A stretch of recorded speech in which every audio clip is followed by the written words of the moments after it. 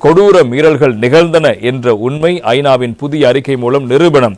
வடகிழக்கு வலிந்து காணாமலாக்கப்பட்டோரின் உறவுகள் சுட்டிக்காட்டு என்பதாக வீரகேசரி பத்திரிகை தலைப்பெற்றுவதை பார்க்கலாம்.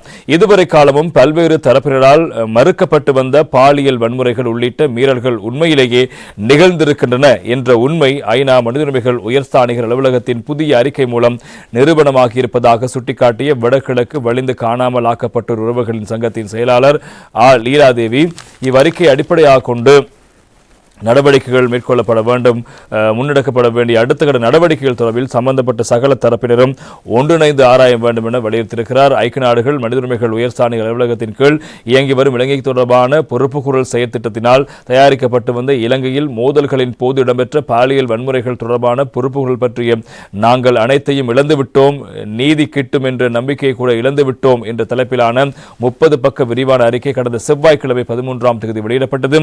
இலங்கையின் ஆயுத மோதலின் போதும் அதன் பின்னரும் நிகழ்த்தப்பட்ட பாலியல் வன்முறைகள் வெறுமனவே தற்செயலாக அங்கொன்றும் இங்கொன்றுமாக இடம்பெற்ற சம்பவங்கள் அல்ல எனவும், மாறாக அவை வேண்டுமென்றே பரந்துபட்ட ரீதியில் நிகழ்த்தப்பட்ட முறையாக கட்டமைக்கப்பட்ட வன்முறைகளின் ஒரு அங்கமாகும் எனவும் அவ்வறிக்கையில் சுட்டிக்காட்டப்பட்டிருக்கிறது. மாத்திரமின்றி இம்மீறல்கள் தகவல்களை திரட்டுவதற்கு, மேலாதிக்கத்தை நிறைவேற்றுவதற்கும், தனிநபர்கள் மற்றும் சமூகங்களை ஒடுக்குவதற்கும், பரவலான அச்ச மற்றும் அவமான உணர்வை வேரூன்ற செய்வதற்குமான ஒரு ஆயுதமாக பயன்படுத்தப்பட்டதாகவும் அதில் குறிப்பிடப்பட்டிருக்கிறது. எனவே இந்த விவகாரத்தை அடிப்படையாக வைத்து அங்கே நிகழ்ந்த சம்பவங்கள் உண்மை என்பதை இந்த ஐநா அறிக்கை சுட்டிக்காட்டியிருப்பதாக வலிந்து காணாமலாக உறவினர்களுடைய சங்கத்தினுடைய செயலாளர் லீலாதேவி அவர்கள் இதனை சுட்டிக்காட்டியிருக்கிறார். அடிப்படையாக வைத்து தொடர்பாக இணைய வேண்டிய தரப்பு இணைந்து அடுத்த கட்ட செயற்பாடுகளுக்கு செல்ல வேண்டும் என்ற கோரிக்கையையும் அவர் முன்வைத்திருப்பதாக இன்றைய வீரகேசரி பத்திரிகை தலைப்பெற்றுவது நாங்கள் காணக்கூடியதாக இருக்கிறது.